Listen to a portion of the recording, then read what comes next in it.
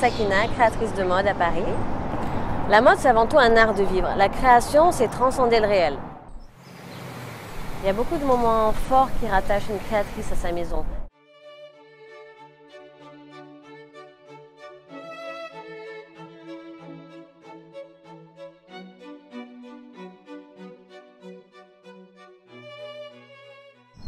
La mode, c'est une agitation perpétuelle, c'est 4 à 6 collections par an, des collections prêt-à-porter, des collections croisières, des collections haute couture, des collections accessoires. La mode, c'est un concept éphémère parce que toute la problématique du créateur, c'est qu'on doit créer un vêtement qui est destiné par nature à disparaître.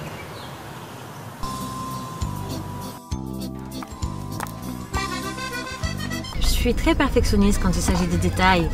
Et pour moi, la sensation de toucher le tissu, de sentir la matière est primordiale à toute recherche créative. Je passe beaucoup de temps dans ce marché au tissu, le marché Saint-Pierre qui est un des plus connus, où on peut trouver à la fois des matières originales mais nobles. Il me faut une certaine quantité de dentelle de Calais pour pouvoir élaborer ma collection couture. Et Tissu Rennes a une sélection des plus belles dentelles. Et également, je recherche des fourrures, des peaux exotiques, du serpent, du crocodile, des choses qui peuvent être très nobles pour créer des accessoires. J'avais pour aujourd'hui une recherche bien particulière, c'était de trouver un cuir très spécial qui a été verni et qu'on ne peut trouver nulle part ailleurs sauf dans cette petite boutique. Et si on ne le trouve pas, c'est un gros problème parce que je vais devoir arrêter la production de ma robe parce qu'il manque des fleurs pour la broder. Ah, j'ai vu un truc là. Ah, ben voilà! Il était caché. Il y en a même deux. Alors là, tu peux faire d'Anouta, c'est pas grave. Ça, c'est les fleurs de cuir qu'on découpe en fait. Ok. Alors, merci. Hein. Vous avez le petit bout du coup? Super, merci. Le petit bout, la petite fleur. Oui. C'est ce que tu cherchais? Ouais, c'est ce que je cherchais. Merci, mesdames. Merci.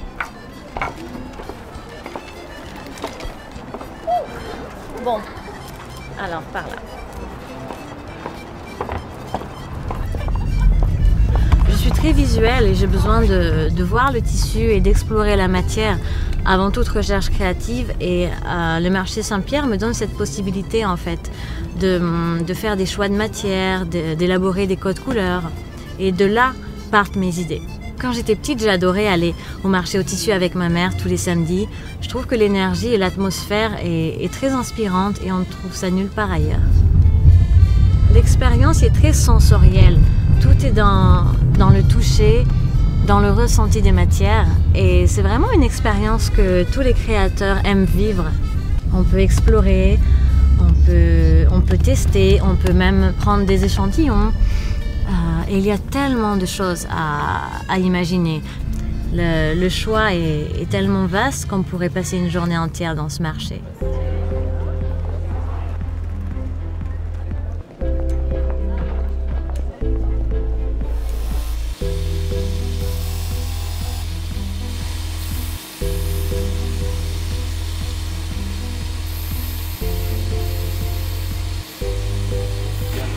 Cela, on s'en sert tous les jours alors.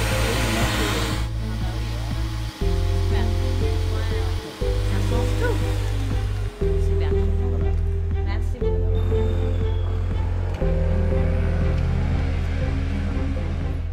Alors là, on est en route pour le Vogue Festival qui est l'événement mode de l'année à ne surtout pas rater.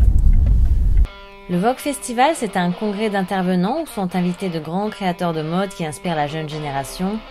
Aujourd'hui, en l'occurrence, les invités d'honneur sont Olivier Rousteing de la Maison Balmain et Isabelle Marant. Le Vogue, c'est tout de même le magazine le mieux réputé au monde dans la presse mode, alors être invité à leur événement, c'est très significatif.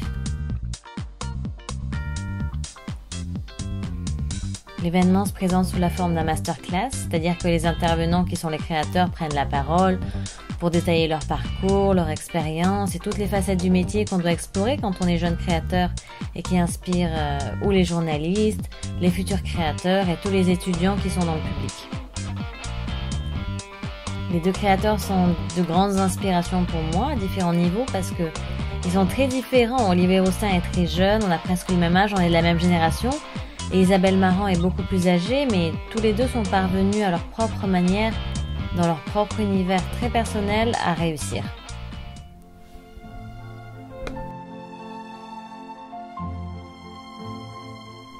La première collection était une collection mariage parce que c'est un moment qui est très solennel dans la vie d'une femme. C'est un moment cérémonial où la femme est sublimée. C'est aussi le sens du détail, le mariage, parce qu'on utilise beaucoup de matières nobles, des dentelles, des guipures. On travaille beaucoup l'ornementation, les broderies à la main. C'est vraiment le détail minutieux qui compte. Et c'est vraiment l'identité que je voulais donner à ma maison dès le départ.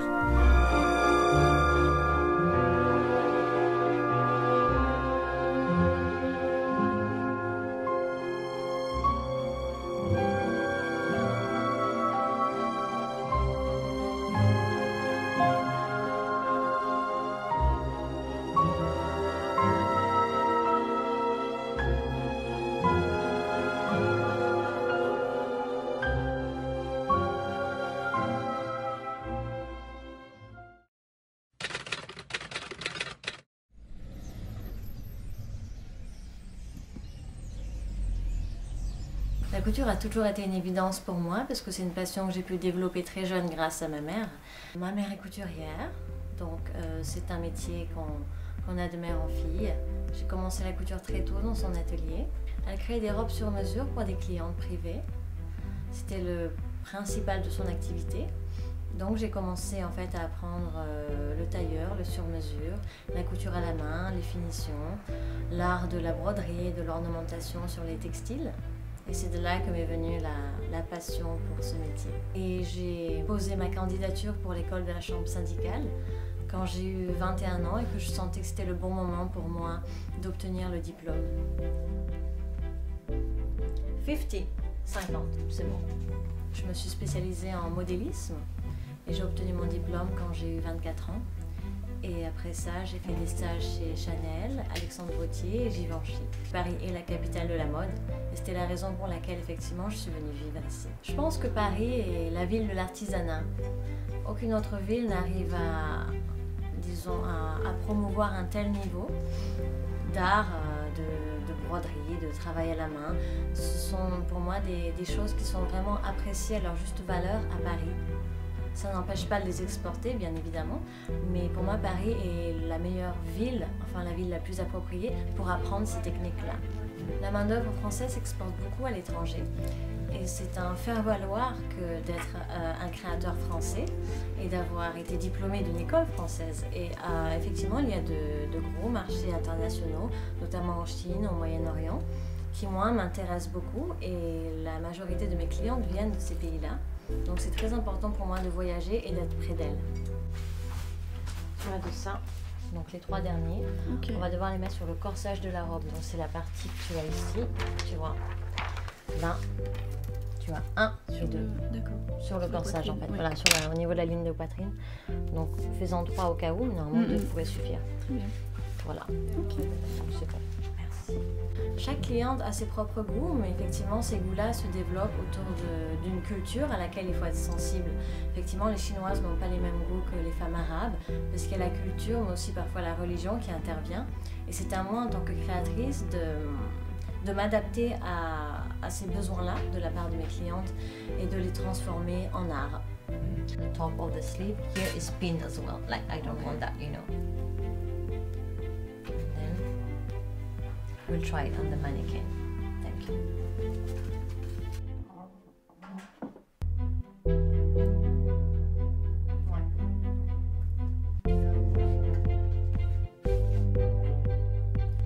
Je pense qu'on commence à réussir quand on grandit son équipe. Si on commence à 2, mais qu'on évolue à 5 et qu'au bout de 5 ans, on peut être 12 ou 15 dans la société, pour moi, c'est une preuve de réussite déjà.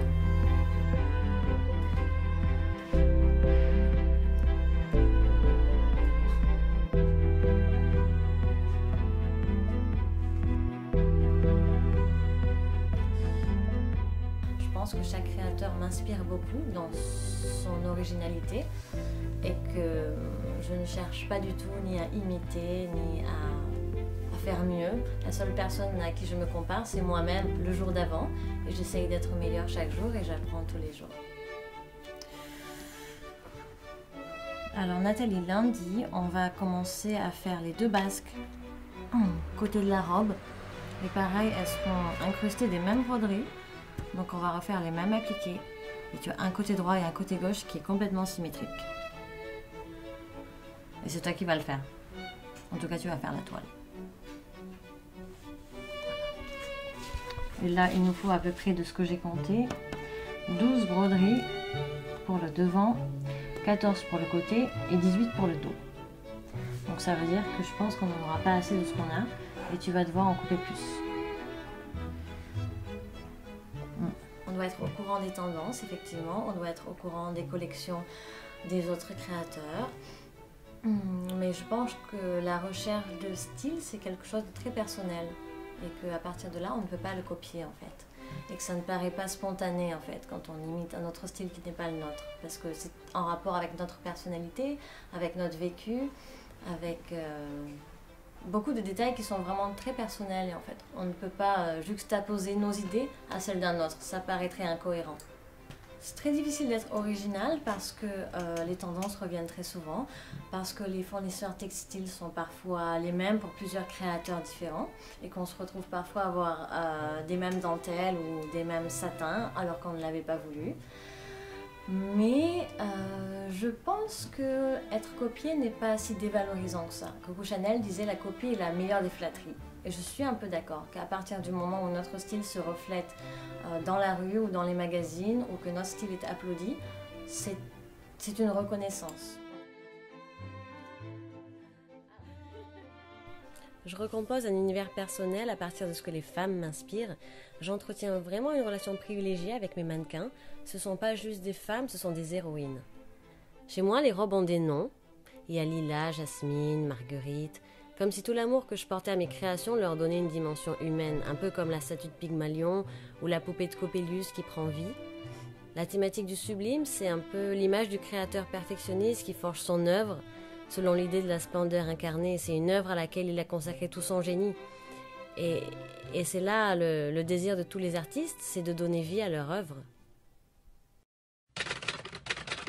Le milieu de la mode est un univers pour lequel il faut faire beaucoup de sacrifices parce que on travaille beaucoup d'heures par jour, surtout quand on commence et qu'on n'est pas encore, disons, quand on ne fait pas encore partie d'un gros groupe. Effectivement, c'est le créateur qui gère tout, qui doit avoir des qualités de gestion de son équipe, qui doit avoir le sens des affaires et pas forcément que des qualités proprement techniques. On passe beaucoup de temps à l'atelier, à tel point que parfois l'atelier devient le domicile ou disons l'univers personnel et tout se mélange. Et on fait beaucoup de sacrifices parce qu'on n'a pas forcément une grande vie sociale, contrairement à ce qu'on pense. Et le principal du travail consiste à la recherche créative, au montage des vêtements, aux toiles, au moulage, aux recherches d'idées. Et je compte pas les heures de travail, mais il y en a beaucoup. Et parfois même les week-ends n'existent plus. C'est très important de prendre l'air et de se promener parce que l'inspiration est aussi dans la rue. Je suis très inspirée de voir des femmes bien habillées. Je suis inspirée d'aller au musée, d'aller voir des expositions. Et donc du coup, je dois aussi trouver ce temps pour sortir un petit peu. J'ai un gros cahier que j'appelle un cahier d'idées en fait. C'est un peu un brainstorming, c'est-à-dire que j'écris tout dessus. Les idées qui me viennent, ça peut être des esquisses, des croquis, comme une liste de choses à faire dans la journée que je dois réaliser avec des objectifs précis. J'ai toujours la liberté de créer parce que c'est ce que les clientes apprécient. En revanche, elles donnent toujours leurs idées principales et parfois leurs recommandations sur ce qu'elles veulent, mais aussi sur ce qu'elles ne veulent pas. Il y a parfois des parties du corps qu'elles aiment moins que d'autres et qu'elles ne cherchent pas à mettre en valeur. Et moi, je dois adapter mes croquis en fonction de ça. Le plus gros de mon travail est à la main. Sur les moulages, sur les mannequins Stockmann, sur les recherches de volume, les recherches d'idées. On élabore des croquis, des recherches de couleurs. Le grand projet du moment, c'est que je fais une robe pour Donia Eden, l'actrice française qui présente un film The Traveler pendant le festival du film de Dubaï. Il y a une dimension humaine dans mon travail et c'est ce que j'apprécie beaucoup. Et Donia Eden est aussi une personne que j'aime personnellement et c'est aussi une personne pour qui j'ai de l'admiration par rapport au travail. Ça aide beaucoup de travailler dans ces conditions parce qu'on est épanoui, on est très enthousiaste de faire une robe pour un événement aussi grand et pour une femme qu'on aime.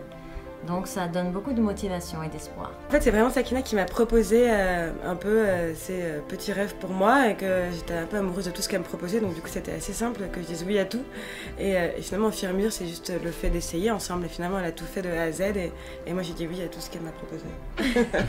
Vu que c'est l'un de mes vraiment grands premiers tapis rouges, Sakina m'a beaucoup donné de confiance pour vraiment porter des robes aussi belles et aussi somptueuses et que on n'a pas l'habitude forcément des femmes de porter des robes comme celle-là, et donc du coup c'est vrai qu'elle me disait vraiment, et je trouve que cette phrase est très juste, mais l'habit peut faire le moine également, et que du coup à un moment donné il faut s'imposer, il faut que effectivement ce bijou que l'on porte, et ben on l'assume, et plus on l'assume, plus la robe existe, et donc du coup c'est vrai que c'est assez beau et assez juste comme on parle des femmes et des robes, et du coup moi ça m'a donné confiance pour les porter et les sublimer à leur juste valeur. Le tapis rouge est très valorisant pour un créateur, effectivement, mais une célébrité est peu représentative de la population. Et si on ne vise que ces personnes-là, disons que Madame Tout-le-Monde aura du mal à s'identifier et à se projeter dans ce vêtement. Car la cible reste la dame de tous les jours, je dirais, qui va travailler, qui a une vie un peu plus cohérente et un peu plus réaliste, peut-être, et qui a tout autant envie d'être belle et élégante. Une femme a toujours besoin de se plaire à elle-même. Mais pour avoir du pouvoir, une femme a aussi ce pouvoir de séduction donc, face à l'autre. Et je pense que les femmes, ils sont très sensibles. Elles sont sensibles au regard des hommes sur elles, et pas forcément que le regard des hommes, le regard des femmes, aussi le regard de tout le monde. Est-ce que c'est un regard de désir ou un regard d'admiration? Et dans les deux cas, je pense que c'est valorisant pour elles. La vraie reconnaissance, pour moi, elle commence dans la rue. Quand les femmes ont envie de porter du Sakina à Paris tous les jours, soit pour aller travailler, soit pour se promener, je pense que c'est une preuve de reconnaissance. Ça veut dire que je deviens indispensable dans leur vie de tous les jours. Et c'est ce qu'un créateur a principalement envie de faire. Le milieu de la mode, c'est beaucoup de travail, mais c'est aussi la culture de l'image. Donc parce que c'est l'image, les gens ont envie d'imaginer que ce n'est que du glamour. Parce qu'au final, c'est ça le produit final, c'est du glamour. C'est un produit qui va rendre la femme belle. Il faut une part de mystère parce que si on montrait toute la réalité, c'est-à-dire la sueur, les larmes, les doutes, les moments d'énervement, je pense que ça ferait moins rêver.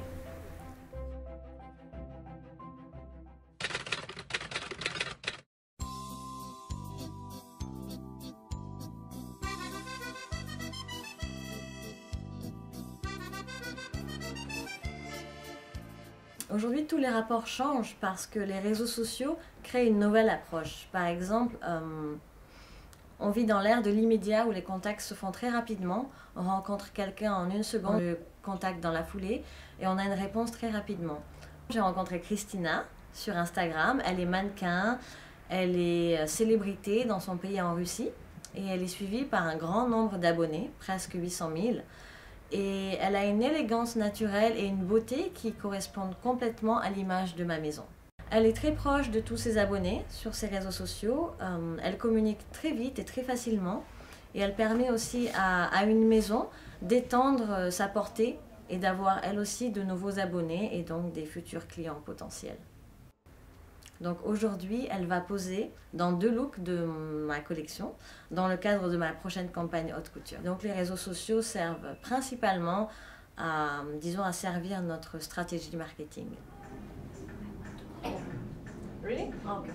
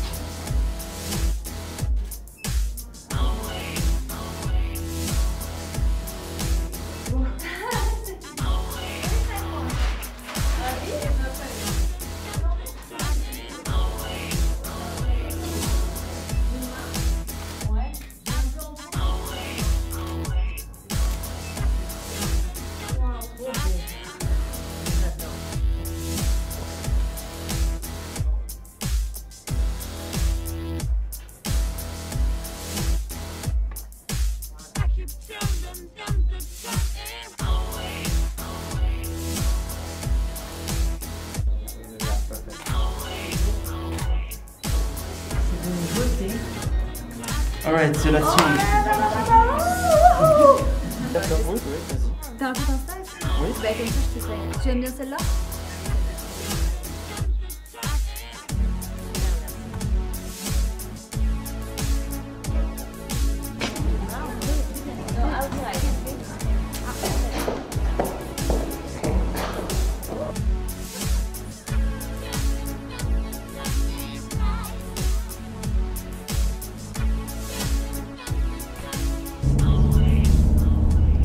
Alors là, on est en route pour l'aéroport parce qu'on va au Liban.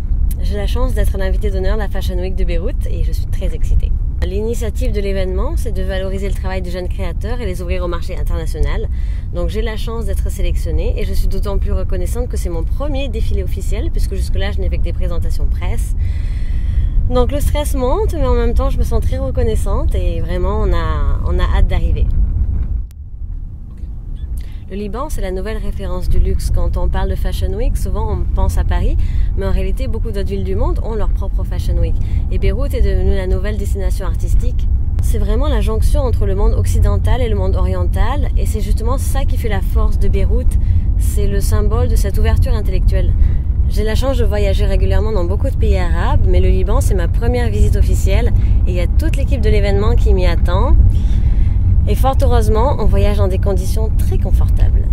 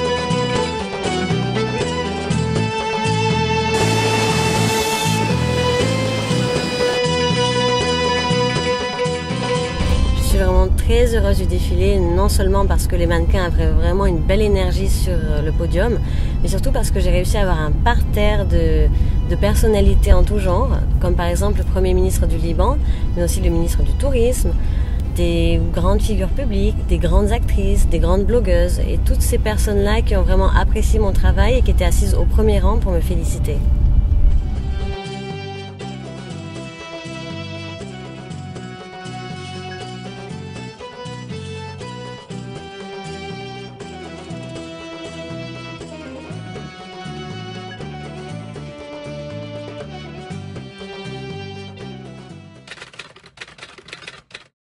La couleur, c'est une vision. La couleur, elle doit donner du caractère au modèle. C'est pour ça que j'accorde beaucoup d'intensité au choix de couleurs. Et dans cette collection, j'ai choisi le rouge parce que j'ai été inspirée par les ballets russes, par l'Orient, mais aussi par les tirades du théâtre classique. Le rouge, pour moi, c'est Phèdre, c'est la passion. Et la palette de couleurs, elle devient une galerie de personnages. Il y a du rouge coquelicot, du rouge dahlia, du rouge vénitien, du rouge vermillon, et on s'arrête plus. Et je pourrais même un jour écrire le manifeste du rouge juste pour prouver à quel point le rouge est important. Une collection prend tournure dans les 2 derniers jours. Aujourd'hui, c'est un petit peu comme la répétition générale au théâtre. Pendant 3 mois, on travaille tous les volumes à plat, donc les tissus sont mis sur la table de coupe, on les travaille, et ensuite, ils sont montés en volume sur un mannequin Stockmann que les 2 derniers jours avant la présentation. Donc en fait, avant cette date-là, on a du mal à s'imaginer en fait la structure du vêtement. C'est vraiment qu'à la fin qu'on voit à quoi le vêtement final va ressembler.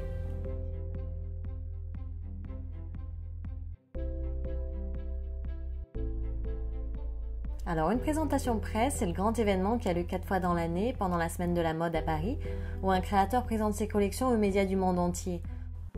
Donc on invite des journalistes, des blogueurs, toute personne susceptible de faire gagner en notoriété ou d'apporter des clients potentiels à la marque. Et ça participe vraiment à la stratégie commerciale de la maison. Dans l'organisation d'une présentation presse, tout compte. C'est pas juste la collection qui va être présentée, c'est le concept du créateur. C'est-à-dire qu'il y a beaucoup d'éléments disparates qui vont se réunir. Il y a par exemple la décoration, la composition florale, mais aussi le cocktail, qu'est-ce qu'on sert aux invités, la manière dont l'équipe se présente. Et tout ça, en fait, contribue à l'image que le créateur veut renvoyer. Après celle-là, comme elle n'a pas de peine, elle n'a rien, c'est très années 80, tu vois. Oui. Je voudrais la shooter en fait sur un canapé, pas forcément debout, tu vois. Oui. Donc à voir si avec le jaune, ça peut se démarquer.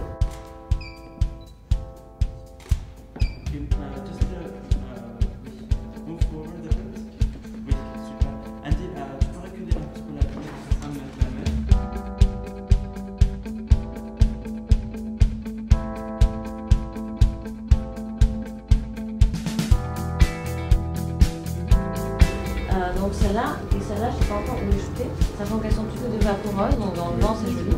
Mais dehors on va avoir froid, donc il faudrait juste qu'elle marche et qu'elle soit en mouvement avec la robe. Voilà.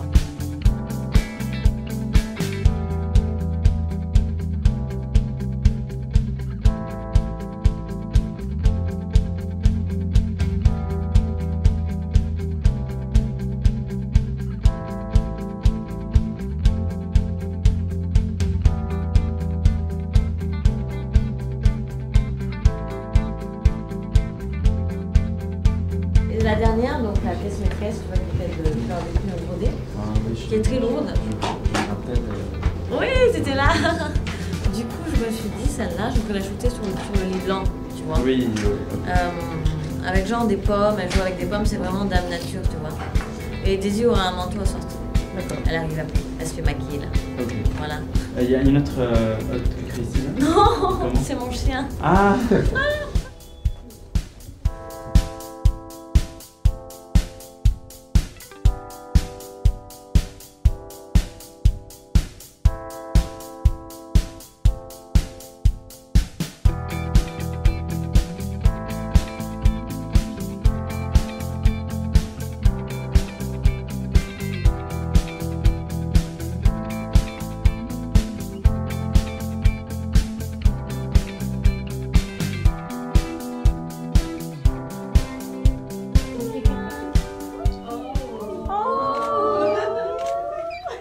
C'est bien, ma cool, fille. super.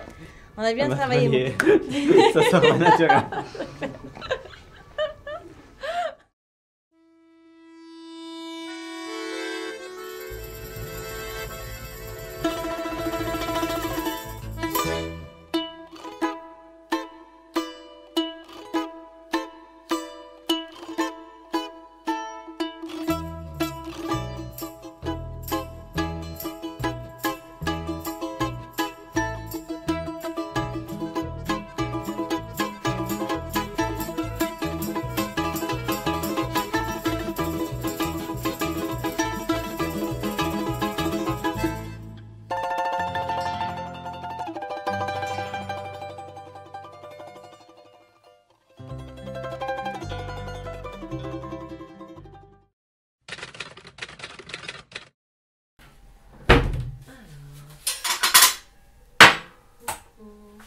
Alors aujourd'hui c'est le grand jour, il y a la présentation presse et j'ai 5 minutes pour un petit déjeuner.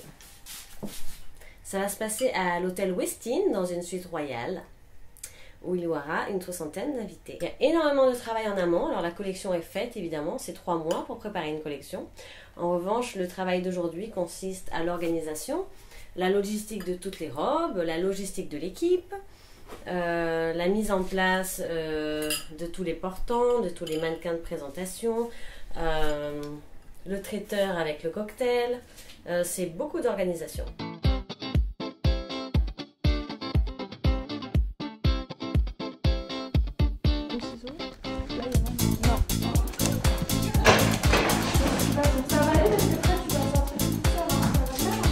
On est pile dans les temps, le chauffeur n'est pas encore là, ce qui est bon signe.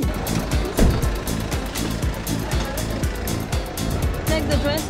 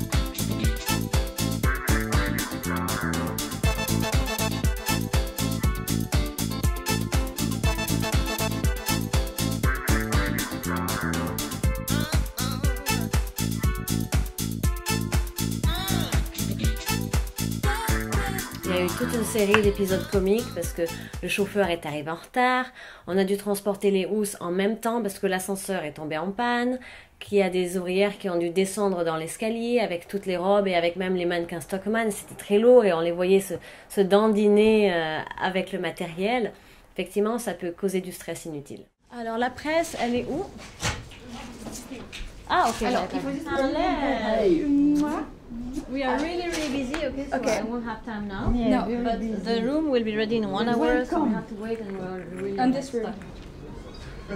Là, tu as un truc par terre, toujours ça tu ramasses si tu enlèves.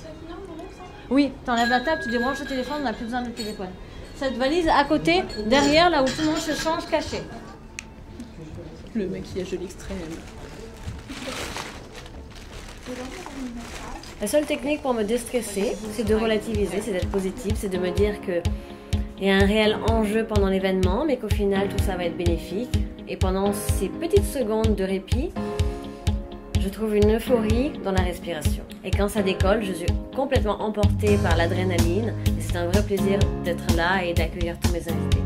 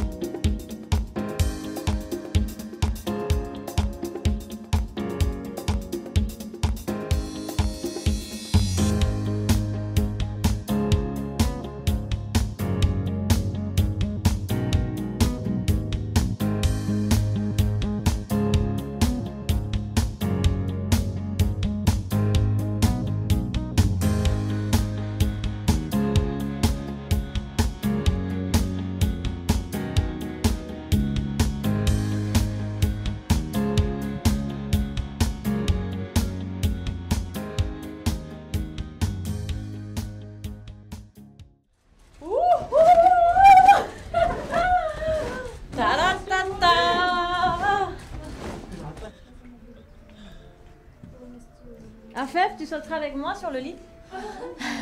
Allez, Afef, tu fais ma prière. Enlève tes chaussures. Il y a 3, ça passe ou pas?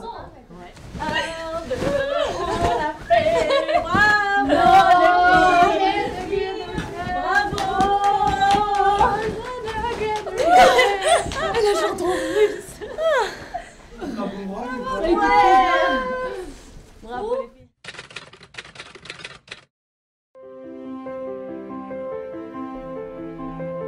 Le dimanche, c'est le jour sacré où je peux enfin souffler. La présentation presse est terminée, ça a été un succès. Je suis vraiment très fière de mon équipe parce que on a réussi à inviter les journalistes qu'on voulait. On a eu beaucoup de promotions de produits grâce aux blogueuses. Aujourd'hui, en fait, c'est un aboutissement. On peut vraiment souffler, être fier de nous. Et la plus belle reconnaissance, c'est tout ça en fait. C'est les parutions presse, ce sont les couvertures de magazines. C'est une validation en fait pour une créatrice. C'est un vrai choc émotionnel parce que pendant 3 mois de préparation de cette collection, on s'enferme dans l'atelier avec son équipe, dans le silence et hors de l'encombrement du monde. Et là, quand on arrive le jour de la présentation presse, il y a tout un attroupement de photographes, de journalistes qui arrivent avec des dictaphones, avec des carnets de notes et qui sollicitent beaucoup par des questions, et moi-même, mais aussi mon équipe, mon attaché de presse. Et c'est vrai que ça peut être un petit peu perturbant quand on sort de l'atelier en hibernation. Le lendemain d'une présentation presse, c'est déjà faire retomber la pression. C'est méditer sur le parcours accompli, c'est aussi se projeter dans l'avenir et projeter un horizon illimité. Il y a toujours des choses à améliorer. Et cette expérience, c'est une leçon pour la prochaine présentation. Qu'est-ce que je pourrais améliorer? Et le but ultime de tout créateur, c'est aussi au sens technique de pouvoir parfaire son savoir-faire. J'ai une certaine technique aujourd'hui, mais je peux toujours l'améliorer. Et même si moi, j'enseigne à mes ouvrières comment travailler, comment réussir, moi aussi, j'apprends de cet enseignement. Et c'est ça tout l'enjeu du métier de créateur, c'est qu'il faut sans arrêt se réinventer. Et jamais la course ne s'arrête. Et le but ultime d'un créateur, c'est d'aboutir au prototype idéal. Un peu comme le jean parfait. Tu vois, moi je voudrais créer la robe parfaite. Il faut avoir l'inspiration, il faut avoir le savoir-faire technique. Et il y a plein de facteurs mis en jeu pour aboutir à cette excellence. Non pas à la perfection, mais l'excellence.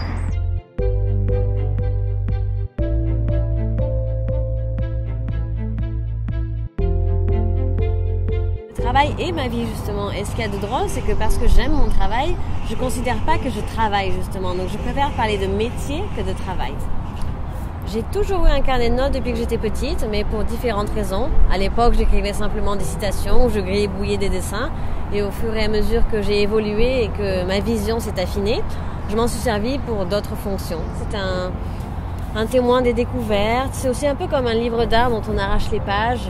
C'est aussi un symbole. Ça pourrait être un journal intime, parce qu'il y a ma vie personnelle. Dedans, il y a mes projections pour l'avenir, il y a ce qui me fait rêver, il y a des informations personnelles sur les mensurations des actrices, par exemple, des choses qu'on n'a pas forcément envie de montrer à tout le monde, mais c'est très personnel.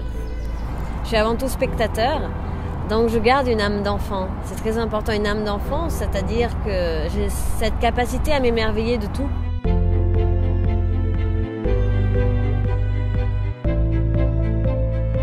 Le soir, qu'est-ce que je fais?